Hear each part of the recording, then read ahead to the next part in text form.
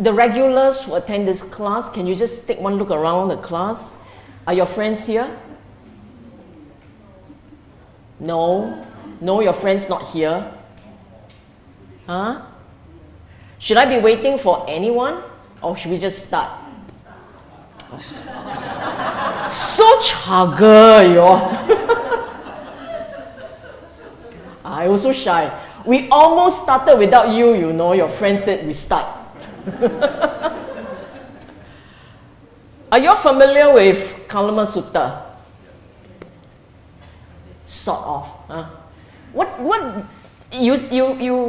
What do you remember of this sutta in one word? Sorry? Don't believe anything. Ah, okay. What else? What else? Question. Investigate. Investigate. Question. What else? One word. Don't believe what I said. Too many already. One word. Kalama Sutta. I want to have a sense of what this class understanding is of the Kalama Sutta. What else? Boleh ah? You're here to learn about don't believe in everything you hear. Huh? Any other ideas? Okay. Actions. Okay. My next question to you, how is Kalama Sutta applicable in your life? In every sutta that we read, my advice to you is to always ask this question: how can I apply the teachings found in this sutta in my daily life? If you find that you cannot apply, no direct application, then that particular sutta, the odds are you don't really understand it yet. You must remember that when the Buddha taught the Dhamma in his time, every single discourse he gave had a meaning, had a very important meaning, and had a deliberate purpose in people's life. It was to transform the way they understand things and to change the way they behave, to impact on their conduct. If you don't transform your thinking and understanding, and it don't change behavior, you're not going to taste the Dhamma. I used this analogy when I was talking to another friend recently. I said, if you find that you find that you are in a hole, if you find that my life is a mess, I have all kinds of issues, I am having a lot of dukkha, etc., etc., I call that being in a hole. Okay? If you find that your life is in a hole, what it means is you have dug yourself into that hole. You react, you understand, you react, you see the world, you read the world, you understand, you react, and you basically dig yourself into a hole. And then you say, how do I change my life? How can I feel any different? When you say that, and then I say, well, apply the Dhamma in your daily life, and you say, oh, very hard, very hard. If you say that, and you continue to behave and react the way you do, you are only going to dig yourself deeper into that hole. You're never ever going to climb out. In order to get out of that hole, you have to change in very fundamental ways the way you think and the way you behave. What do you have to lose? Ask yourself this. Unless you're very content with your life now, if you say, I'm okay, I'm only here because my mother says so. If you say it like this, then what bo wei gong liao lo? I have nothing to say. At least not to you. But if you say, I am not satisfied, I want to know how I can live happier, live with a sense of meaning, and then this life is not wasted. how do I get there? Then you have to change the way you see the world and the way you behave. Otherwise, you're just going to stay where you are. See that? Okay? What has that got to do with Kalama Sutta? Everything. Everything. And it may come as a surprise to you. Kalama Sutta was not really about epistemology. And I'm going to take you through the sutta first, and then I will give you a set of points, my own conclusions from the sutta, and you see if you agree with me. I will take you through the sutta first. So, not Sylvia Bay say so. We don't want to do that, okay? We never do that. You read and see the sutta for yourself. Read every word. And then you tell me whether you agree with my points, okay? Now, I'm assuming that no one has really taught this class how to, one approach to studying sutta. So I'm going to take you through the sutta in what I would call a structured way, okay? Now, okay, in all suttas of some length, it always starts with occasion, place, and audience, always. So when you are looking at the sutta, don't skip this part. The audience tells you the kind of standard they have. So the Buddha pitched the talk to that level. If it is a bhikkhu audience, it's a practitioner audience, you will find that most of the things he talks about will be about practice. If it is a lay audience, as in this case, these are all lay people, a general audience like this, different standard, but obviously, people who are interested in thinking a little deeper than the regular folk. Why do I say that? Because the Buddha was a teacher. He taught philosophy. In their mind, it's philosophy. For us, it's Dhamma. But in their mind, it's just, he was one of the regular speakers who came by this place. We can assume that the place must have been relatively rich. Why? Dana. Not from the Buddha perspective. Because they said a lot of people came to our village and gave talks. You think teacher go to village for what? Win followers. Because number of followers equal financial support.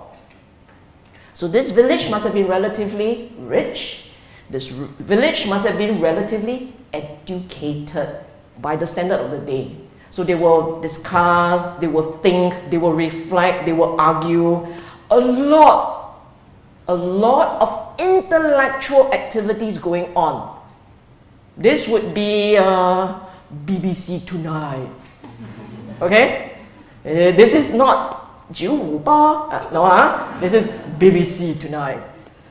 Ladies and gentlemen, we will have a discussion. Standing on one corner is Gautama. Something like that. Okay?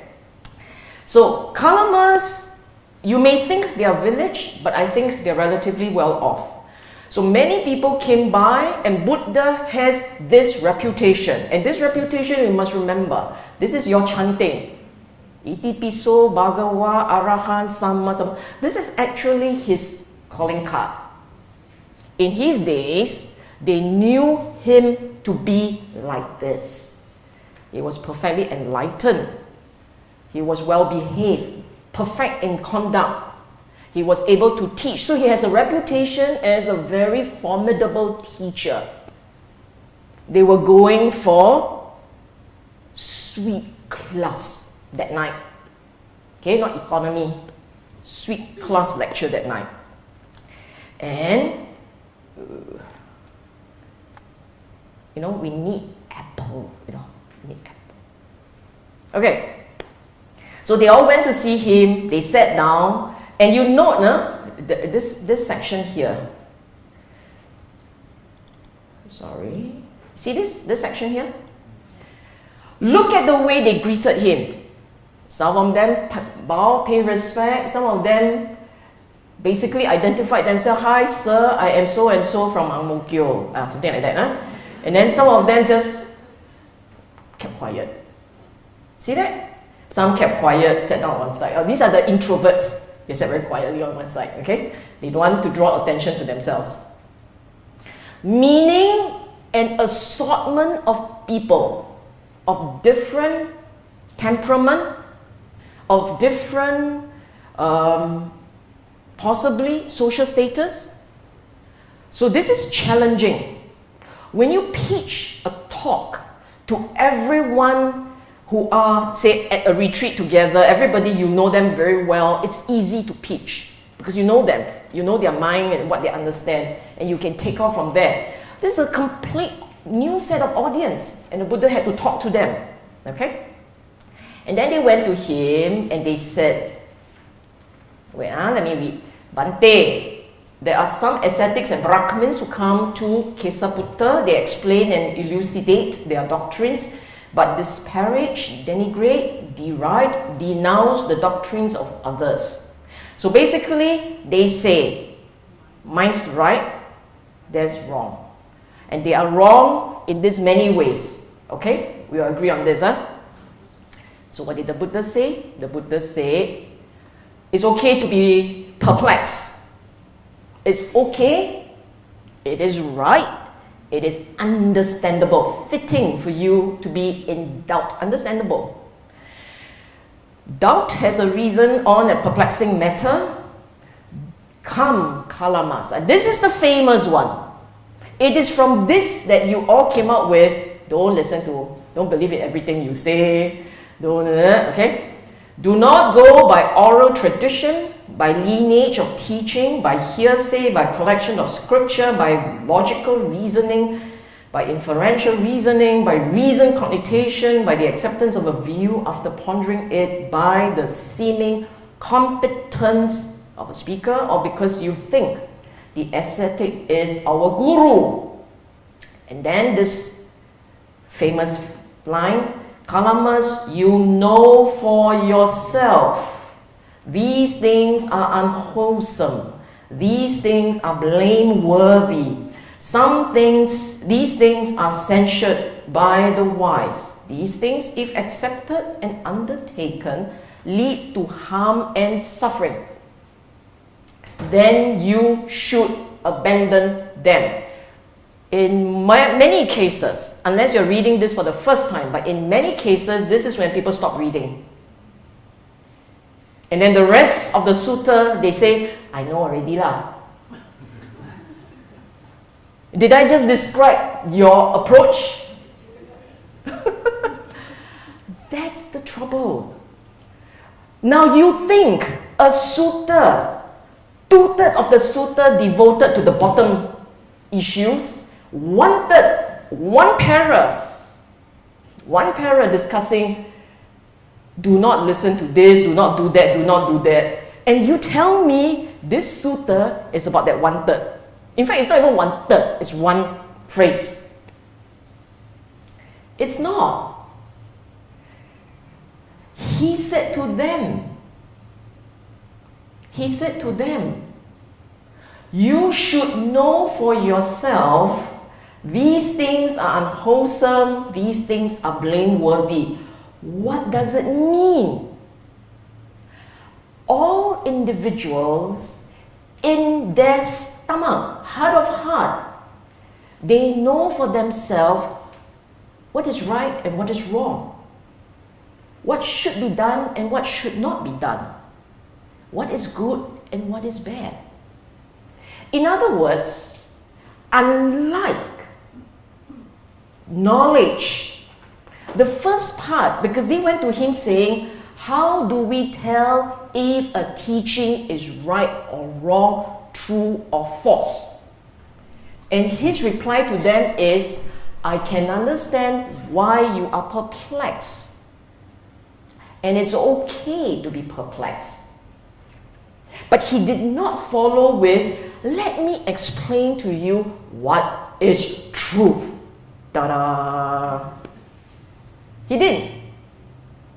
He went on to say, you know for yourself what is right and wrong, what is good and bad, what should or should not be done. What does it mean? It means that there is no way you know for sure whether a piece of knowledge is true or false through the traditional two ways in which the world understands knowledge. There are only two ways, although there are 9 or 10 listed there, but fundamentally there are only two ways. Number one, you gather information from an external source, whether it's from a teacher, from a holy books, from someone who is explaining to you, from a cyberspace talk. These days, Buddha would have added in internet. This means information and knowledge gathered from an external source. So all those parts that said, okay, here. You see, oral tradition, lineage of teaching, hearsay, scripture. This set, and also the part that says competence of a speaker, this ascetic is my guru. All these are about learning from an external source. Regardless of the source, this is learning from an external source. Logical reasoning, inferential reasoning, reason cognition, pondering a view and accepting it. This is the internal dynamics. You thinking and reasoning for yourself and then saying, I see, I understand, I get it. Isn't this the two only ways in which people pick up information and learn things? You either learn from outside or you learn from inside. Right? Now you tell me, if this sutta is about do not depend on all these traditional methods of learning to find truth. If this is purely about that, then how you learn Dhamma? What are you doing here? Isn't it? You are here learning from a competent speaker. There for the ego. But you see what I'm saying? You are here learning from a speaker, an external source. And some of you say, this guru is my teacher.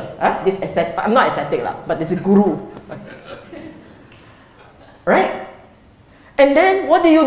We keep telling you, read the sutta, read the sutta, read the sutta. If you're not supposed to go by the holy text, if you're not supposed to read holy scripture, then what are you doing? How to read sutta? How to learn? Don't read sutta, don't listen teacher, don't go for the competence of the lecture. Then how do you learn? Then we say, know for yourself. You're supposed to see the mind, see the mind. What are you doing when you're looking at your mind? Your mind go quiet and you're supposed to stare at the mind? Learning from within. You're not supposed to suspend your judgment and not think and reflect and analyze, You're supposed to learn from within. Stare at the mind. Know for yourself what's going on in the mind. That is actually internal learning. Then you say, yeah, but that's not logical reasoning. Really? When you see rising and falling, and you conclude, nature. What is that? There is something that is logical there. It is not a thinking construction logic. It's experiential. But still, rising, falling, impermanent. You must infer. You infer from rising and falling and say impermanence. If you infer from rising and falling and say permanent, something's wrong. You see that? So this sutta is not about these 10 parts. Is it 10 or 11? I'm not sure, I didn't count. Not important. That is why, by the way, this sutta is found under Book of 3. If it were about those points, it would have said Book of 10 or 11. 10. It would have said Book of 11, 10. Why Book of 3? Because it's Lobha, Dosa, Moha. Those are the 3 things you're supposed to pay attention to. You see what I'm saying? Okay. So, what the Buddha had indicated right up front is there are, by pure reasoning, by pure cognitive abilities, by pure intellect, you can never be completely sure if something is true or false. That is the reason why, since time immemorial, people of different tradition, different lineage, different schools of studies, etc., etc., they will argue until the cow comes home, give birth, start again, new life, and they're still arguing. Because by pure mind alone, there is no truth. So there is no point for him to answer them which is right and wrong. He went straight into saying, look, why do we ask about truth? You ask yourself, why do you want to know about truth? Does it matter? Does it matter the reality of your matrix? You want to know for whatever reasons. So some people want to know so they can live their life correctly. Right? Are you just there for the intellectual exercise of knowing what's truth? In which case you are a philosopher. But this is not about some intellectual exercise about how do we know truth. It's because if what you believe is not correct, then you've wasted your life. It's about life. It's not about truth. Right? I want to live my life meaningfully, so that at the end of this life, I will say, I have not wasted this life. So if there is this as truth, this is reality, we are all living in an apple farm. If that is reality, then I will make apple jam and apple pie. Because there's nothing beyond apple jam and apple pie. But if the world is much more than an apple farm, then I want to know what is that world so that I can live according to my understanding, the right understanding of that world. So Buddha said, and he's very, very brilliant and wise. It is not about truth. Of course, he didn't tell them that. He didn't say, it's not about truth you're looking for. It's about meaning. How do you live your life? Rightly, meaningfully. See what I'm saying? And so, if that's the case, he didn't answer their question. He brought them to the real reason for that question. And he went straight into, look, based on all these, you can't really tell. But you know for yourself that some actions done will cause pain. Some action. So the trust is this. When greed arises, is it for his welfare or for his harm? I want you to bear that in mind. When you are greedy, overcome by that, you destroy life, takes what's not given, transgresses with another's wife, speaks falsehood, and encourage others to do likewise. Will it lead to his harm and suffering? Can you see three things here? Don't tell me Loba, Dosa, Moha. Haven't come to that. Yeah? Precepts, yes. What else? Wait, this part here again. Greed arises. So, number one, motivation. Okay? Number two, driven by your greed, you perform certain actions. And number three, because of those actions, it leads to harm and suffering.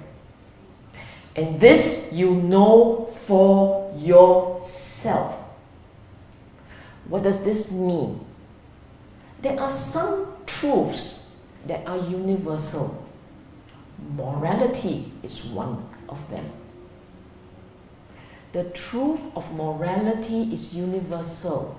It is not complex. There is not a lot of stories being told there. Nobody argues that taking life is wrong, stealing is wrong, adultery is wrong, falsehood is wrong. Nobody argues about the fundamentals of morality, the basic principles of morality. And these basic principles of morality deals with not causing harm and suffering to another. Did you have to learn these things? Do you know of any religious teachings that disagree here?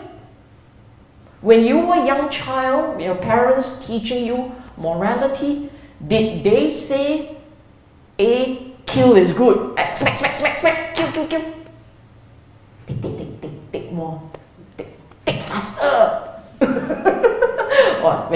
If that's what you went through, very sad. See? So, morality is universal. There is a common language there. You don't have to teach very hard. Very simple, very straightforward. And so they replied, yes. The second one, when hatred arises, when dosa arises, is it for welfare, for harm? They replied, for his harm. Note, this is harm, is suffering to yourself. This is the start point, to yourself. So, overcome by loba, dosa, moha, greed, anger, delusion, you perform a set of actions that will harm others. And the first person it harms is you. There is no, this truth, they wanted to know truth, right? Truth. Now, you may say, it's not very difficult, right? I don't break this precept. I tell you, this is basic principles. In fact, when you talk about these basic precepts, they are not so straightforward. For instance, just as an example, we talk about taking life. And you think there's only one kind. That kind. I stab, he dies. Of course, you can shoot, you can bomb, whatever it is. You do something to him, you take his life. That's killing. But if you kill somebody's dreams, the guy, say for instance, you are very rich, and these fellas are your farmers, they work for you, they till the land, you throw him out. You take his land. You kill his dream, you kill his life. So it is not just the act of taking a life. You go through the lines, all these precepts. These are what I call extreme case. But if you were to push this extreme case to milder version, it's still killing. You kill his reputation, you kill his character, you kill his hopes. Have you seen people who jump, they took their life because they feel there's no hope, no more hope? Stealing. You take 15 minutes from the coupon, also stealing. And so on and so forth, okay? And so, over here, the Buddha pointed out the direct relevance of conduct and motivations to your immediate happiness and long-term happiness. Not finished yet. So the next one is overcome by delusion, and you do the same thing. And notice, sometimes you don't have to do it. You encourage others to do. If you encourage, it's still the same impact on your mind. Then the Buddha went on. It's a whole new set now. Sorry, this is a part where the Kalamas agreed with him. Okay? Do not do this, that, and other. When you have all these things. And then they agreed with him. See that? What do you think when greed arises? Is it for his welfare, for his harm? This one is when they do good. And when they do good, their reply was for his welfare. Without greed, not overcome by greed, his mind not obsessed by it, you do not do any of these things. Is it good or bad? And they say it's good. Welfare and happiness. So, effects of immoral action bring harm and suffering. Pain, harm, suffering, whatever you call it. The effects of wholesome action brings happiness and to someone's welfare. Okay? And they agree with him. Yes? Yes or no? Yes. I scroll too fast, is it? Huh? You all agree, huh? What do you think? Are these things wholesome, unwholesome? Wholesome, Bante. Blameworthy or blameless? Blameless, Bante. Censured or praised by the wise? Praised by the wise, Bante. Accepted, undertaken, do they lead to welfare and happiness or not? Or how do you take it? Accepted and undertaken, these things lead to welfare and happiness. So we take it. Why I suddenly macam drive slowly like that, emphasize on something that you've been looking at for the past 20 minutes?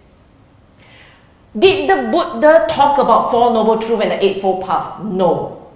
Did he talk about Anicca, Dukkha, Anatta? No. But what happened right here? I'm just skipping all those things. Look at that. We go for refuge to the Blessed One, to the Dhamma, to the Sangha. He has not taught Dhamma at all. But they became followers. Now, these people, you may say, well, ancient people may be not very bright. They have been arguing. They have been perplexed. They have been confused. But listening to a talk on morality, and they said, we get it, sir. We are with you. Why? Because of these 4 things that he said. Buddha in this Kalama talk never spoke Dhamma, but he spoke about the outcome of a person who uphold morality with understanding. the person who upholds morality with understanding, this is what he will feel like. This one, you should have marked out this stanza. Yeah. I need a better mouse. Yeah, you're done the mouse, okay? Seriously, yeah? This is the stanza you should have caught. That noble disciple who is thus devoid of longing, devoid of ill will, unconfused, clearly comprehending, ever mindful. In other words, no loba, no dosa, no moha. Moha does two things to the regular mind. Moha causes the regular mind to be confused and ignorant, not knowing what's happening, being caught up by his mind-made world, not realizing the world was mind-made. He's just caught up. Basically, the regular mind has a narrative, your regular storytelling, your regular narrative, and the regular mind tells the story, spin the story, believe in the story, live by the story. Live by the story, and therefore you are heir to the story. You are bounded by your story, trapped by your story. What am I describing here? Karma. The regular mind, seized by moha, is unable to see clarity, see clearly. So the regular mind has loba and dosa, whereas Buddha is saying it is possible for someone to live without loba, without dosa, and unconfused, clearly comprehending, ever mindful. If a person is able to live like this, he will dwell. Dwell means you live like this. You will dwell with absolute Brahma Vihara, metta, karuna, mudita, upeka, towards everybody. He summed up what the right living is. Remember what I said initially? That this sutta was not about epistemology. He didn't answer their question directly. He went straight into addressing what was their concern behind the question. They were not asking about truth. They were asking about how do I live a good life, a meaningful life. And he basically said, if you can achieve these, this is how your life will be. So he did answer their question, just not the way you thought. But now you understand. And then he said, the mind of this person will have these 4 assurances. Only 3 make sense. The 4th one is not clear. Okay, I just upfront. First 1, 2, 3 make sense. The 4th one is a little bit off. A scholar believed that it has to do with maybe gabok. Originally, when they collected the sutta, something went missing. But never mind. First 3 are clear. If there is another world, if there is the fruit and the result of good and bad deeds, then it is possible I will be born in a good destination. These are not just words. These sum up a huge debate in the time of the Buddha. In this time, in fact, even now, people are still saying, after death, is there another life? And this person essentially is saying, even if there is another life, if there is another world, I'll be fine. I've done right. The second one says, but if there isn't another world, but then I'm also fine. Because if I were to uphold morality purely, I maintain myself in happiness without enmity and ill will, free of trouble. In other words, assuming that there is no other life, since I don't know, right? That's essentially the start point. I don't know. So I don't know if there is going to be another life. If there is, I'm okay. If there isn't, it's still okay. I'm happy in this life. Sweet. We all must train you all to rah-rah at the right point. Sweet. Yeah. Like this. Huh? Third assurance. Suppose evil comes to one who does evil, then when I have no intentions towards anyone, how can suffering afflict me since I do no evil? Make sense? Makes sense. No need to explain. And the fourth one doesn't make sense. Unless someone can explain to me. Suppose evil does not come to one who does evil, then right here I see myself purified in both respects. So one interpretation which is possible, and since it came from Bhante Bhikkhu Bodhi, I accept it. Purified in both respects, I do right, morally right, and my mind is, remember, metta, karuna, mudita, upekkha, purified in both ways. Actions and mind. Okay? It's actually because it's not explained in detail, so we have to guess. So he has these 4 assurances. Huh?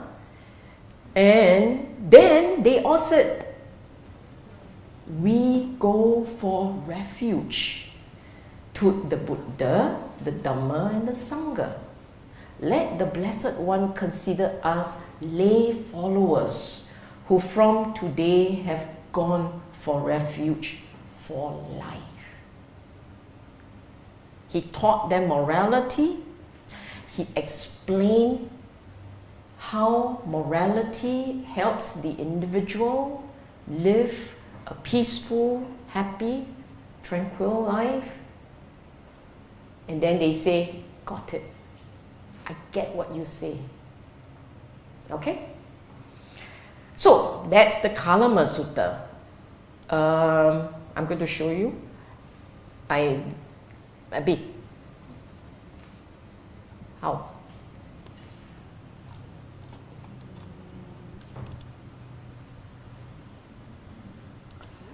You know, you should use apple. Yeah. Like advertisement like that, huh? You see? Now the lecture starts.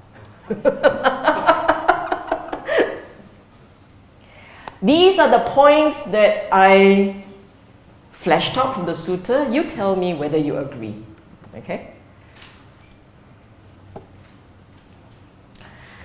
Knowledge is gleaned from either external source, but there is no way to be sure if it is undisputed truth.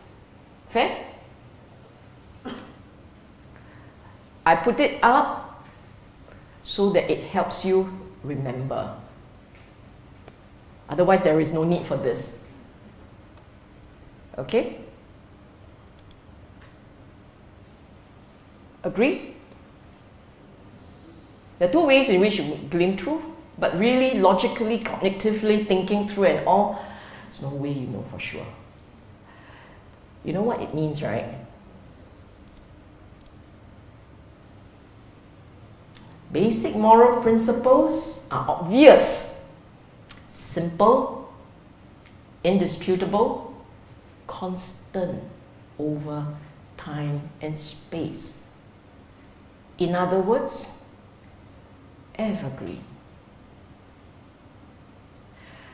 What I didn't say is this. Because he didn't teach them.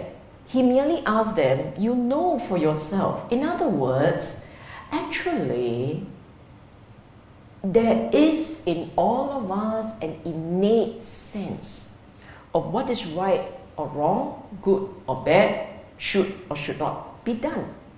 We all have a sense of balance. Balance. Do you know what morality is? This is where I advertise. We're going to upload an ebook on morality. Uploaded already on Jetawana Facebook page. And to sum up on morality, if you think about it, it is not just about right and wrong, good or bad. It is actually a balance between your desires, your feelings, your interests. You balance that against your consideration for other people's well-being and feelings. We all have, I should say it this way. The good man has a sense of innate fair play. So think of it like a spectrum. Huh? On the one end, you. On the other end, the world. And between these two ends come the balancing. Resources are finite. Do you take everything or do you share? If you take everything, if you are the kind that masuk sapu everything, if you are the sort, then what does it say? You're weighing it down on one side, but not the other side. Yeah? And if you are the kind who give everything out, but keep nothing for yourself. So what do we say they are? We say they are good, great people, holy people. Isn't it? That's how our mind works. But generally, it's a balance. And we will take what is fair for us. And if you're a fair person, if you're a nice and fair person, you will say, I will give the rest to others. That's fair play. So you know for yourself. You know for yourself. Are you on the right or on the left? Or on my right or on my left? You know for yourself. No need people say one. This kind you know for yourself. If you find that you took out all the marbles on the table, then you are balancing on the left side. You see what I'm saying? And you're on the left side, you cannot say you moral number one champion. Cannot. Nobody agrees with you.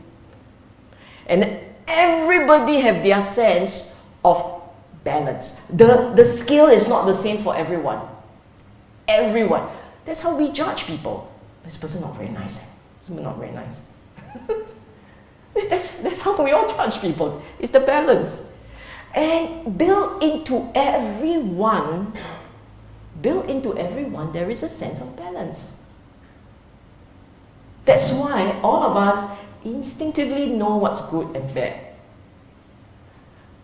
Why is there a balance? So that you don't destroy society. Because if you have no sense of balance, that everyone fight for themselves, society is destroyed. If you recall the Sutta, the Buddha said some things are unwholesome, some things are blameless, or unwholesome and blameworthy. Remember what he said? Yeah? Unwholesome is something you feel from within. Blameworthy is judgment made about something. So people say, censured by the wise, people say. So, there are two checks that keeps you straight on that narrow moral road. And those checks were mentioned by the Buddha, Hiri Ottappa. Conscience, shame, fear of consequence. For details, read the book. There are 3 parts to morality. What are the 3? Just now I mentioned there are 3 parts to morality. What are the 3? Motivations, and they are like this: greed, anger, delusion, or non-greed, non-anger, non-delusion. I point out to you, I draw your attention to this. The word the Buddha used was aloba, adosa, amoha. Why didn't he use the positive? Why didn't he use chaga, metta? No, panya, amoha, panya. He didn't. He used specifically aloba, adosa, amoha. The reason, I ask my question, I answer my question. The reason is because when you look at your mind, there can be the presence of greed, or there can be an absence of greed. But the absence of greed does not mean you have chaga. Okay? All he was asking you to do was, don't let greed obsess your mind. Don't let the mental energy of greed and the mental energy of anger seize your mind. If you just keep these 2 at bay, then good enough. You will not do wrong. You don't have to be motivated to be chaga, motivated to be metta, because some people, chaga very difficult to come out, metta lagi more difficult to come out. Some people are just like that. But as you don't have greed, okay, try. Can I? Okay? So after you achieve the aloba, adosa, amoha, then you go. Actually, the practitioners at a certain level, the other positive mental energies come spontaneously, but they don't need to drive the motivation. They just don't have that greed coming up. That's all. Okay, so motivation. Second one, action. I said earlier, based on your motivations, you act on them. These are actions. Now, it can be words that pops up, they're not here. It can be thoughts that come up, again, not here. Buddha was giving this group bare basics, meaning he brought it down to the lowest denominator. If you say, I don't kill, I don't steal, I only tell white lies, sometimes, not all the time, sometimes. If you say that, you are more jalat than acceptable, because acceptable is at least the 5 precepts, okay? Why do I say that? Because the regular person don't do these things. They are actually not enough to keep your mind happy and light. This is bare minimum. If you do any of these things, it's going to hurt your mind. But the regular mind is capable of all kinds of akusala action which he didn't go into. Because this is not a sutta on morality. This was a sutta to try and get them to understand it is possible for the mind to live without loba, dosa, moha. Okay? And the third part is outcome. Harm and suffering, or welfare and happiness for both yourself and others. that spectrum. Keep it in a way that you don't harm yourself and others. So minimally, that's minimally, observe your precepts. Maximally, what can you push for? It's the kusala. I call it the kusala line. I like this word, the line. Yeah?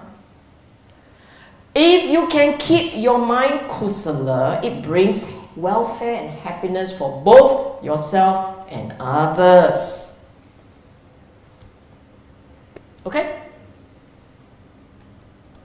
And finally, the Buddha said, the ideal mind, unstained by longing and ill will, clear and wise, at one with the world. You see, when we are caught up in ourselves, our interests, our feelings, our thoughts, when you are caught up, what are you? You are narrow and tight. You are narrow and tight. You look at your own mind. Because what appears in your mind is within, what's the distance? This is what? 1 meter radius. If you are any more narrow, it's all about me. It's a 1 millimeter radius. But if you are out of being caught up by yourself, your thoughts, your needs, your feelings, your interests, if you're out of that, then you are vast. Your mind is vast. All beings, you can identify with others. You go back and look at the Sutta, he actually used some words. Measurelessness he used. Vast. Limitless. Okay? Okay. Any question?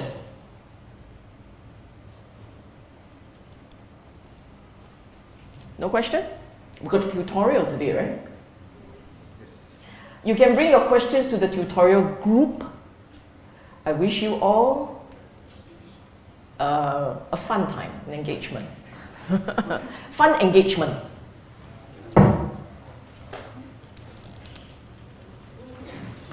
Who does not have a tutorial group?